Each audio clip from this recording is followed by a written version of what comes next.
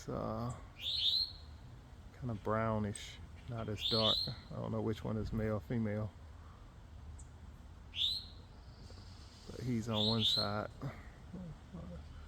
and if I pair over, the other one is on this side.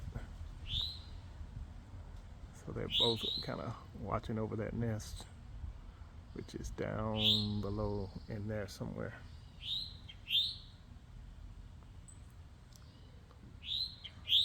But he's been there for a good little minute watching me while I'm watching him.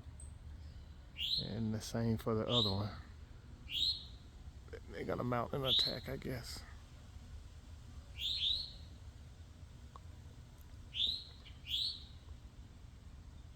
Oh.